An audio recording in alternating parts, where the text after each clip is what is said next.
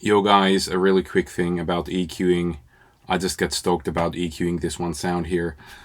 I EQ things every single day. I mix and master music every single day for others, and in the weekend I'm working on my own stuff. And I just wanted to share. This might be very useful, especially for those not super particular about their EQing. So I got this beat of my own that I'm mixing and mastering for my own album. But listen to this piano sound here. Let me just play the beat first.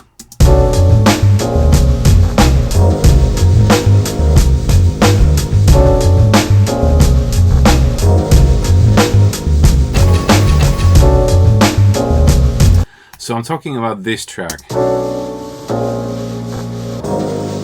So I created this sample originally on my MPC. I chopped up some old, really old stuff, really noisy. I wanted to squeeze the piano tone out of this. Without EQing, this sound sounds like this.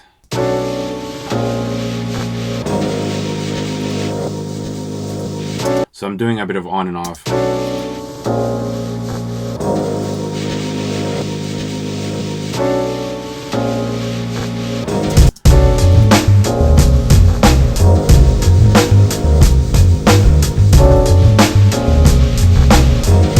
So you hear there's a lot of noise going on, and there's also this piano I wanted to use. You might say I'm cutting out a little too much of the noise. This varies a lot, like how much noise you want in this sort of lo-fi stuff. But I wanted to talk about two critical EQ spots in this sound, because I'm doing a bit of static EQing and also dynamic. For comparison, I don't need any of this.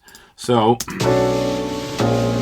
there's this sort of chafing sound that's way louder than the actual piano. So you obviously want to get rid of that. So I really like freq3 for this. Any EQ actually could be used, but I always do this, like I create a node and I use this mode to sort of look for the sound or the frequency that annoys me the most. And in this sound, it's a sort of chafing, the brushy spot.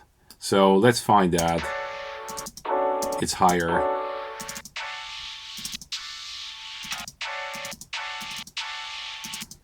It's somewhere here.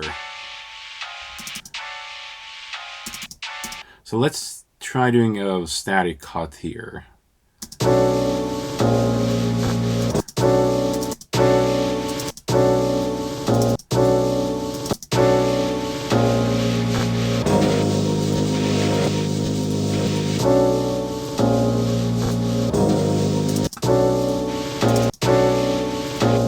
It becomes a little more annoying. No, a little less annoying, sorry. So I want to boost the piano part, because that's originally what I wanted to use. I didn't realize how noisy this was until I started mixing this with the other elements. So let's find the piano. Let's do the same thing. I want this sort of low, mid, sort of low piano. I don't want it to be bright, so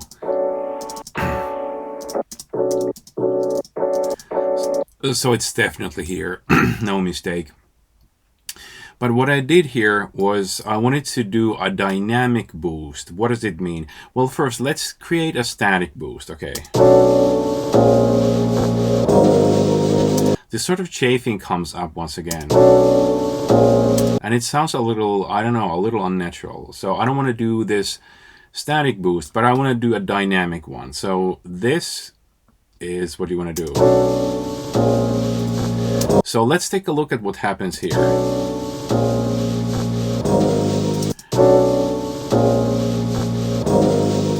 So if you look here, you see this EQ sort of moving, and it's not doing the boost all the time. So I'm doing dynamic EQing. I'm expanding the sound.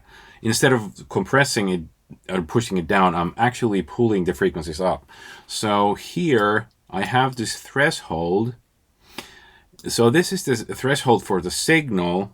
And once this level exceeds this threshold, it's actually pushed up. By how much? By this outer ring on freq3. So let's listen once more and take a look. See this yellow bar here? It shows the action of the signal. It's going up and is also coming down. So now it's not boosting the signal all the time.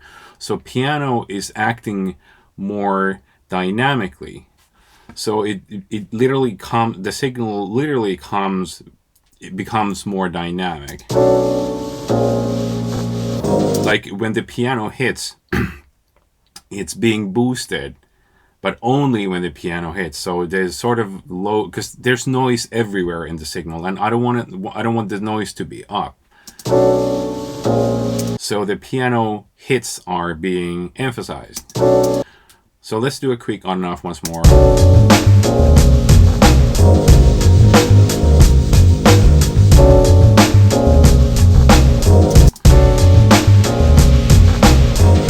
It's almost like now, without the EQ, I only hear the noise. I only hear a little bit of the piano.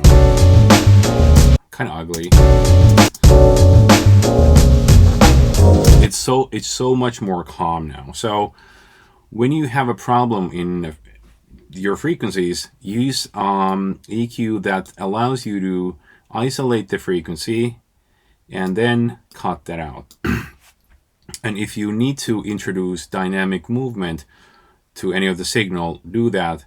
So sort of the important part that matters to you is being raised when it actually happens. So good EQing is good. If you have any questions about EQing, leave a comment. I'll get back to you. Boom.